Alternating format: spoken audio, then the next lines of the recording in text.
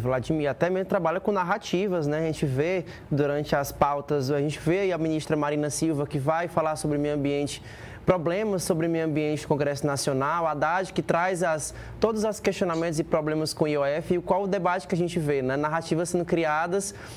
E até mesmo a própria performance, né, que alguns deputados trazem aí, preocupação com essa grande performance que traz aí para esse debate que acaba não acontecendo, né? O que a gente acompanha aqui todo dia no Povo News, em algumas sessões mais polêmicas, é que nenhum debate efetivamente sobre o meio ambiente é feito, sobre a economia é feito.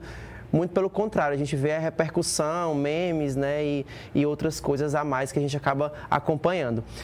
Vladimir, no livro o senhor cita crises conexas, sociais, ecológicas, econômicas e até psíquicas, né, que se retroalimentam. Porque, na sua visão, a resposta institucional a essas crises tem sido insuficiente, né? Queria que você explicasse um pouco mais aqui para o nosso público. Tá. Porque, na verdade, se essas crises são ingerenciáveis, elas pedem um outro modo de produção e um outro modo de organização. É triste falar isso hoje e algumas pessoas acharem que isso é quase um discurso de centro acadêmico, né? Quer dizer, como se não tivesse mais esta alternativa no nosso horizonte. Só que essa alternativa é a condição da nossa sobrevivência. Quero lembrar para você o seguinte, o capitalismo sempre foi um sistema de gestão de crise. Ele produz crises, ele utiliza as crises para reconstruir sua base material. A crise faz parte do sistema capitalista. Eu poderia contar toda a história do capitalismo a partir das suas crises. Só que agora nós temos uma conjunção muito diferente de crises, como nunca foi vista. Nós nunca vimos na história uma conjunção entre crise ecológica, crise social, crise econômica, crise política, crise psíquica, crise demográfica, crise epistêmica. Isto nunca aconteceu. E é importante a gente entender isso. A singularidade do nosso presente, a singularidade do nosso tempo presente. Pegando um exemplo, veja, nós nunca conhecemos nada como a crise ecológica que nós estamos agora. Nunca existiu nada parecido. A aceleração da degradação do meio ambiente, certo? É algo completamente recente. E mais, essa aceleração exponencial. Agora, vamos pegar esse exemplo. Veja que coisa mais fantástica. Todo mundo percebe a urgência que uma crise como essa nos impõe, porque ela significa que o meio ambiente que permitiu, de uma certa maneira, a reprodução das nossas vidas, está sendo minado. Esta crise coloca de maneira muito evidente a irracionalidade do sistema capitalista. O sistema capitalista foi incapaz até mesmo de preservar o meio ambiente elementar para a reprodução das nossas vidas.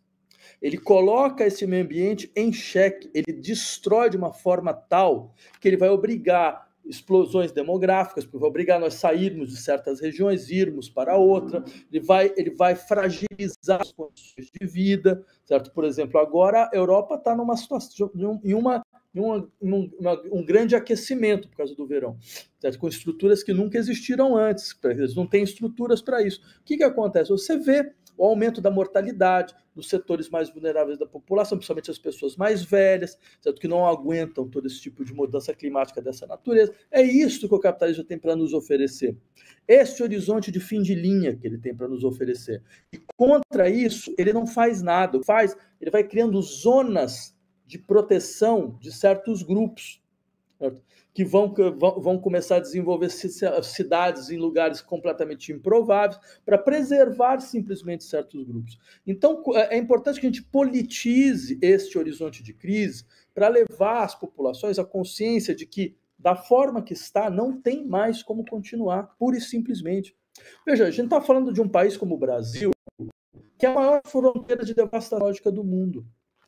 De 1971 até 2023, o Brasil devastou 3 milhões de quilômetros quadrados. Sabe o que é isso? 3 milhões de quilômetros quadrados.